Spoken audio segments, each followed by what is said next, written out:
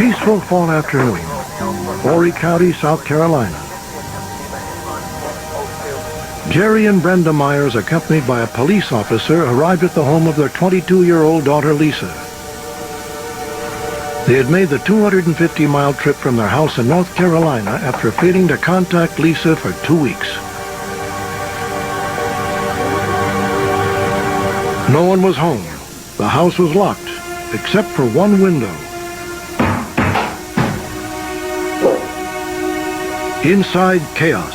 Clothes, furniture, photos scattered everywhere. If you've seen the house, if been your girl, you've been worried too. When we saw the house and it was all tore up, messed up, everything had been more or less demolished, you know, we just knew something bad had happened to Lisa. Lisa Myers' life had not gone the way her parents had hoped. A marriage at 18 had ended in divorce amidst allegations of abuse. But when Lisa showed up one day with a new boyfriend, the Myers breathed a sigh of relief. 29-year-old Frank Isley was polite, ambitious, and appeared to genuinely care for Lisa. Maybe the Myers' worries about their daughter were finally over. Hi, baby. Hi, Mama. Hi, honey. To the Myers, Frank Isley seemed to be exactly what Lisa needed to get her life back on track. This is Frank. Frank? Alicia? Seemed like a good person. Hi, Dad. He was well-mannered and, My name is Frank. you know, just like a gentleman. How do you do? I do fine, sir. Thank you. I hope that Frank likes both. I sure do, ma'am. When it was, yes, ma'am, yes, sir, I'll take care of her, and, you know, and he kind of pampered her and, you know, did all the right things. Lisa and Frank became inseparable, the picture of happiness. How come you didn't answer my pages? Well, Frank called you back, didn't he?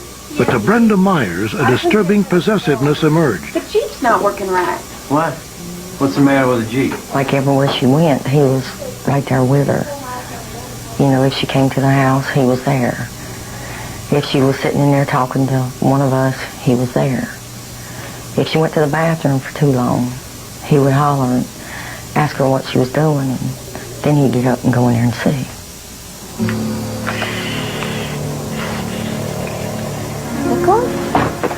Brenda saw Frank's actions become increasingly paranoid. He developed a fanatical fixation with the odometer on his truck. Hi, honey. Where'd you go? What? You know what I'm talking about. And he came up on the porch and he asked her where she went. You think I wouldn't know? You don't think I'd pay attention to what you've been doing? And she told him she went down to the little store and got her a drink. And he got very upset. I said, Lisa, what is this? This is stupid. I mean, what, you can't even go get you a drink? Then one night while watching TV, Brenda says Frank's behavior became truly frightening. You come back to him, too. You watch. You think? We were watching a movie, and it was about a woman that was trying to get away from the man. You ever leave me like that? I'll kill you before I let anyone else have you. I said, well, are you crazy? You don't do things like that. Are you crazy? And then he What is the kind of matter laughed with it off like he didn't really mean it.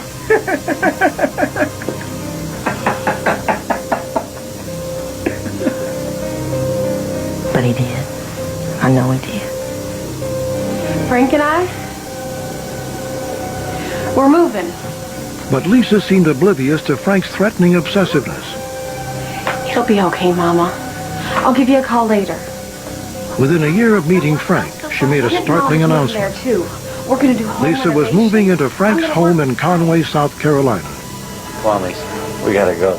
Please go now. I told her not to go. We gotta go. Actually, I begged her not to go. Lisa, don't do this. I just had that feeling.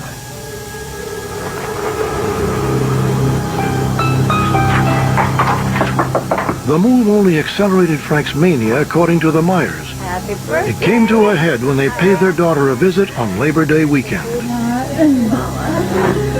Guys, come on in. Frank is still in bed.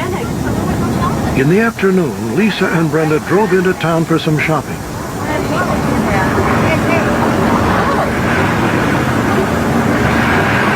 As we were going, here comes Frank, going by us in the truck. And he was going real fast. And I asked her, I said, Lisa, what is wrong here? I know there's something wrong. And then that's when she told me that Frank had got involved in heavy drugs. Is that everything? The next morning, Frank was still not back. Finally, Lisa mustered the strength to escape.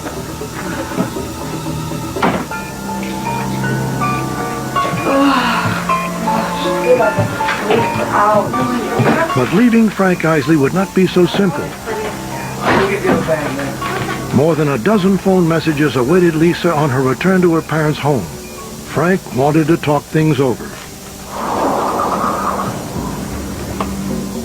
The following day, Frank appeared in person. Where's Lisa? Lisa! Came to the door. He was, where's Lisa? Where's Lisa? Where's Lisa? Where's the dog? I thought you were staying here. It's all right, Mama. He was like a wild man. Oh, come on. Don't help, Frank. Just a minute. Frank wanted to discuss their relationship in the privacy of a nearby motel room. And Lisa was once again swayed by Frank Isley. It'll be all right, Mama. I told her then, I said, Lisa, stay here. Because if you get in that truck, I'll never see you again. And she said, do you really think so, Mom? I said, yeah. The couple never made it to the motel. The next day, Brenda received a call from her daughter. Lisa had gone back to Frank's house in South Carolina, but she assured her mother she would return home in 2 weeks. Those are the last words Lisa said to me. So, Mom, you always remember. I always love you. Her mercy.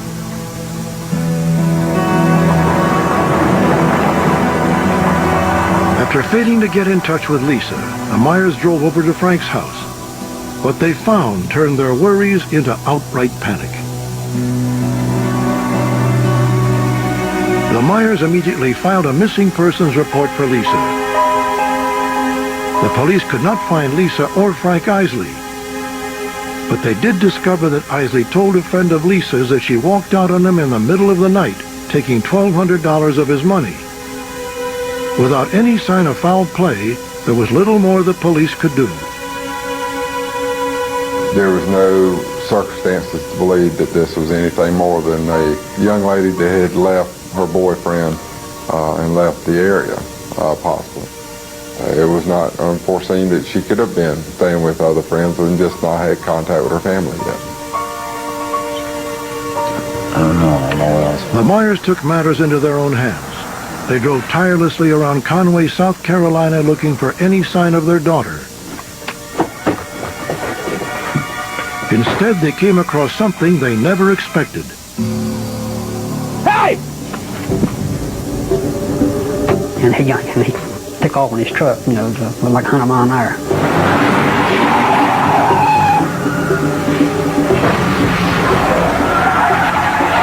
And then we chased him, lost him.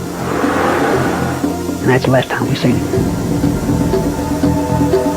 After the sighting of Frank Isley, the police investigation intensified. They entered his name into a national crime database and got a fortunate break. Frank had been arrested in Georgia for drug possession, but was out on bail. He was due back in court in several weeks. When we arrived down there in Georgia, he failed to appear in court for that charge and has not been heard from since. The hardest thing is not knowing whether our child is dead or alive. We need closure. If she's out there, we need to find her. If she needs help, we're here to help her. And that's why we have to find Frank.